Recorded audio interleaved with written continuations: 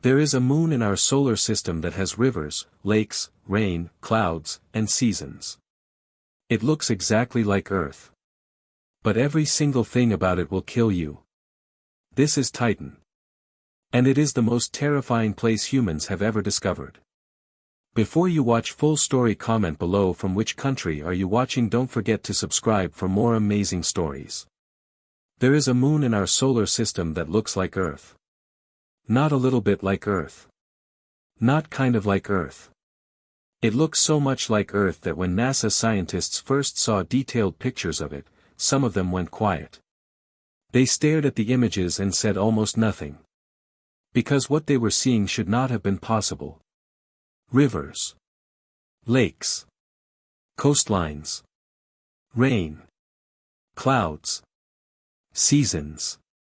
A thick atmosphere wrapped around the whole world like a warm blanket. This moon had everything. It had all the things that make Earth feel alive. That moon is called Titan. It orbits Saturn. And it is the scariest place in the solar system. Not scary because it is a burning hellhole like Venus. Not scary because it is a frozen dead rock like most moons. Scary because it looks familiar. Scary because your eyes tell you one thing and the science tells you something completely different.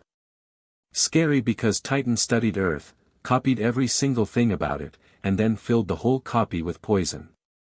When you look at Titan from space, the first thing you notice is the atmosphere. Most moons have no atmosphere at all. They are bare rocks floating in the dark. But Titan has a thick orange haze wrapped all around it. That haze is so thick that you cannot see the surface from space with a normal camera. You have to use radar to see through it.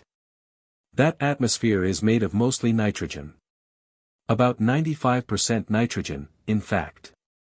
Earth's atmosphere is also mostly nitrogen. If someone gave you a list of facts about Titan's atmosphere without telling you which planet it belonged to, you might guess it was Earth. Same dominant gas. Similar thickness. Even thicker, actually, Titan's atmosphere is about 1.5 times thicker than ours. But the moment you look closer, something is wrong. The remaining 5% of Titan's atmosphere is not oxygen. It is methane and hydrogen and a collection of organic molecules that react with sunlight high up in the atmosphere. Those reactions produce a permanent orange smog. That smog is what gives Titan its famous orange color from space. And that smog is so thick that if you were standing on Titan's surface at noon, in the middle of the day, when the sun is directly overhead, the light would be about 1,000 times dimmer than a sunny afternoon on Earth. It would feel more like deep twilight. You could see your hands. You would not see the sky. Still, there is weather on Titan. Real weather. Clouds form, move, and produce rain. That rain falls slowly because Titan's gravity is only about 14% of Earth's. The raindrops would be big, maybe a full centimeter across, and they would drift down like lazy, fat drops in slow motion. If one landed on your spacesuit, it would not splash. It would spread, slow and cold. But the rain is not water. The rain is liquid methane. Titan has rivers. Real rivers. You can see them on radar maps, long channels carved into the ground by flowing liquid, winding down from higher ground toward lower ground, exactly the way rivers work on Earth. Erosion. Drainage basins. Tributaries feeding into larger flows. All of it is there. Those rivers empty into lakes. And those lakes are enormous. Ligeia Mare, one of the major seas near Titan's North Pole, is bigger than Lake Superior, the largest of North America's Great Lakes. Kraken Mare is even bigger, with an area comparable to the Caspian Sea. From orbit, radar images of these bodies of liquid look like coastline maps of Norway or Canada, inlets, peninsulas, islands, all of it drawn in liquid that reflects radar the way calm water would. The machinery is identical to Earth's. Liquid falls from the sky, carves channels in the ground, collects in low-lying areas, evaporates back into the atmosphere, forms clouds, falls again. On Earth, we call this the water cycle. On Titan, it is the methane cycle. Every word is the same. Every ingredient is different. Methane, at room temperature, is a gas. You would recognize the smell of it near a gas stove. On Titan, at -179 degrees Celsius, methane becomes a liquid. That is cold enough to make steel brittle. Cold enough to turn something you associate with cooking into something that flows through rivers and fills seas. The methane on Titan is not dangerous because it is on fire. It is dangerous because of what it does to everything else. Methane is a solvent. It dissolves certain plastics and rubbers.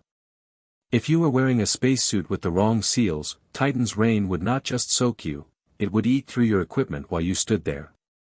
On January 14, 2005, a small probe called Huygens entered Titan's atmosphere.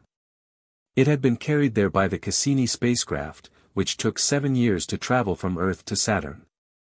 Huygens fell through the atmosphere for 2.5 hours, recording everything it could: temperature, pressure, chemical composition, sounds. Yes, sounds. It recorded wind. Actual wind, buffeting the probe as it descended through those thick layers of orange haze. When Huygens hit the surface, something strange happened. It did not bounce. It did not crack anything. It sank, just slightly, and then settled. Like landing on wet sand, or soft clay. Scientists analyzed the data and realized the surface underneath the thin crust was softer than expected, not because there was water mixed in, but because there were liquid hydrocarbons soaking the ground below. The camera on Huygens captured one photograph from the surface. Just one image, before the batteries gave out. That image showed a flat, open landscape scattered with rounded pebbles and small rocks. Every single one of those rocks was smooth and rounded. Smooth and rounded the way river rocks look on Earth. The way stones look when a river has been rolling them around for a long time, grinding off the rough edges, making them smaller and rounder and more polished. One of the scientists on the imaging team said later that if someone showed him that photograph without context, he could have mistaken it for a dry riverbed in Arizona. But those were not normal pebbles. They were made of water ice. At -179 degrees, water ice is as hard as granite. The water in those pebbles was not soft or liquid. It was rock. And those rock-hard ice pebbles had been shaped and smoothed and rounded by rivers of liquid methane flowing over them for millions of years. Everything that looked familiar had been built from something completely different. Away from the poles, Titan has deserts. Vast deserts covered in enormous sand dunes, long, parallel ridges stretching for hundreds of kilometers, almost identical in scale and shape to the great linear dunes of the Sahara or the Namib. Same size. Same spacing. Same graceful, curving shape. But the sand is not silica. It is not quartz grains worn down from ancient rock, the way beach sand is. Titan's sand is made of tholins. Tholins are complex organic molecules that form when ultraviolet light hits methane and nitrogen in the upper atmosphere. Those molecules clump together, grow heavier, and slowly drift down to the surface over millions of years. Titan's entire desert is built from chemistry that would be toxic to touch and toxic to breathe. And here is the detail that puzzles scientists most: those dunes point in the wrong direction. Titan's prevailing winds near the equator blow from east to west. That is consistent with how slowly Titan rotates. But the dunes are aligned west to east. They are pointing against the prevailing wind. For a long time, this made no sense. The leading explanation today is that Titan experiences occasional violent methane storms near the equator, rare but intense downpours that generate powerful surface winds blowing in the opposite direction to the everyday breeze.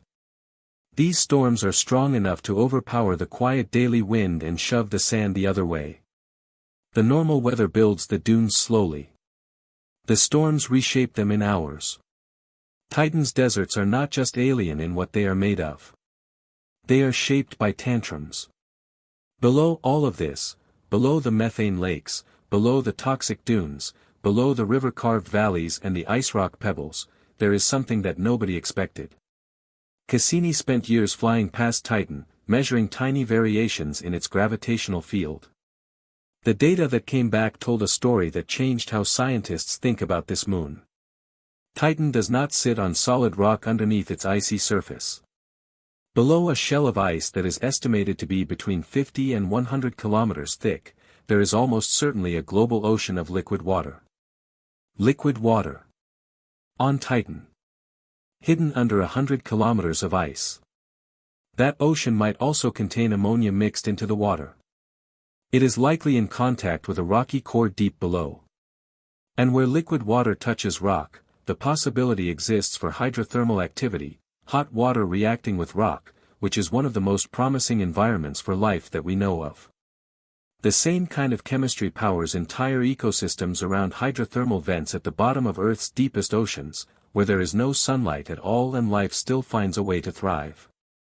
Titan might have the exact same thing happening right now. In total darkness. Under crushing pressure. 1,000 kilometers below those orange methane skies. An ocean that no human has ever seen, in a place no machine has ever reached. This is where the story becomes something that scientists are genuinely uncomfortable talking about in public, because the evidence is strange enough to be interesting and not clear enough to be certain. In 2010, two separate research teams analyzing data from the Cassini spacecraft noticed something unexpected. The first team, led by Roger Clark, found that hydrogen gas flowing into Titan's lower atmosphere from space seemed to be disappearing near the surface. It was going down but not coming back up.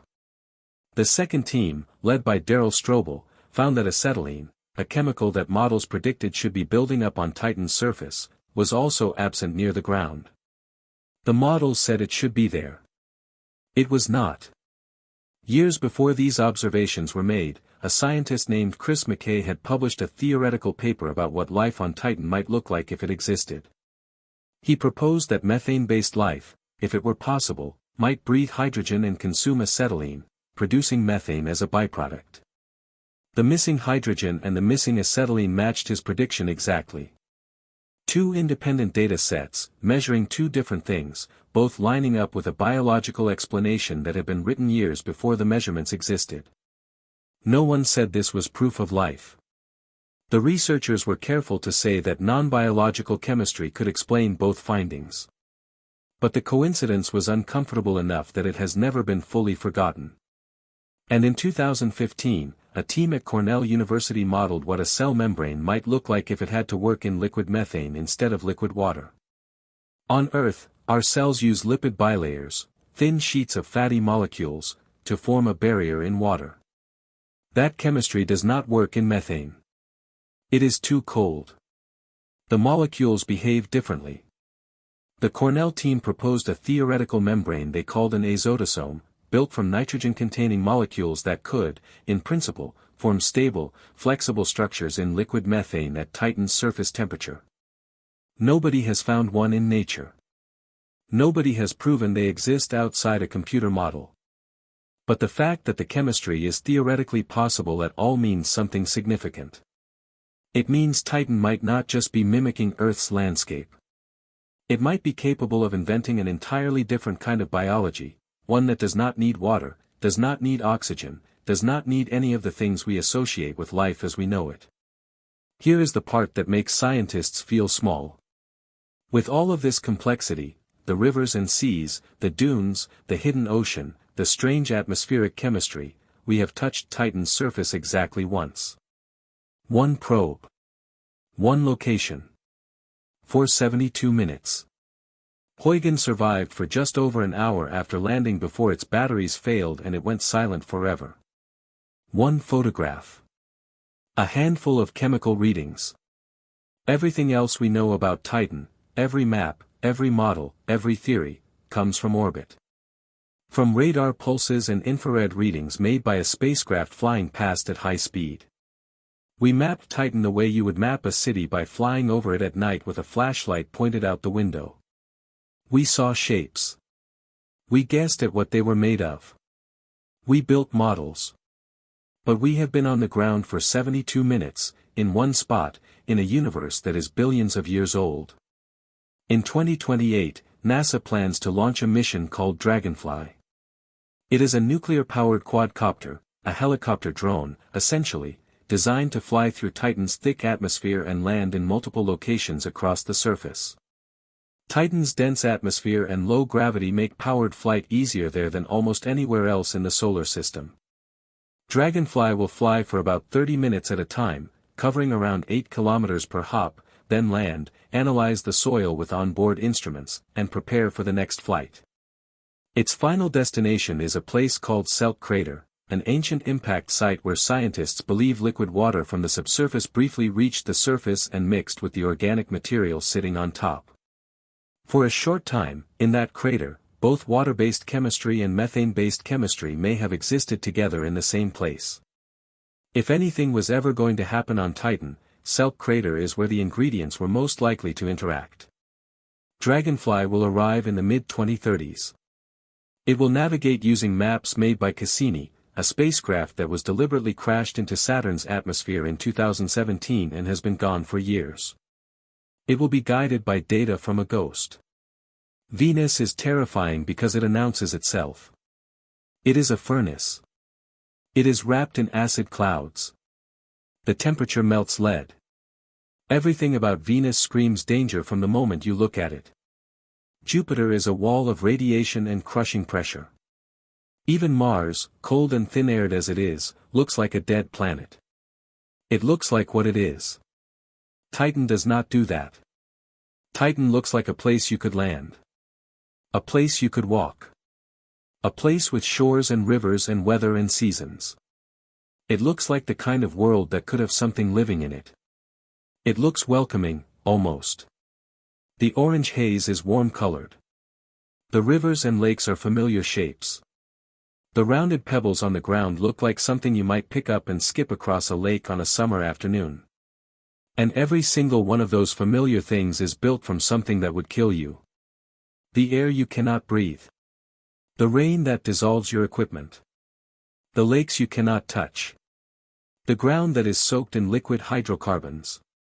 The pebbles that are frozen water, hard as granite, shaped by rivers of liquid methane.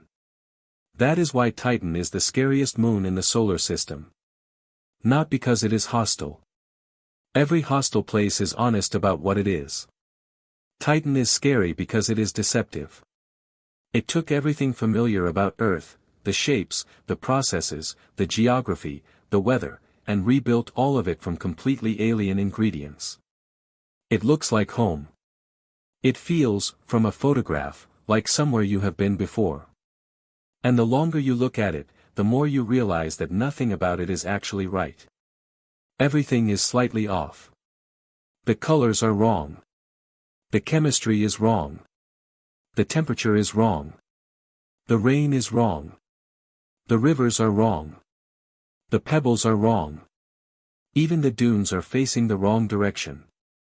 Titan studied Earth's homework, copied the format perfectly, and filled in every single answer with something from a completely different world. And it did it so convincingly that for a long time, we were excited. We thought we had found something familiar. We had not. We had found the most complete and convincing illusion in the solar system.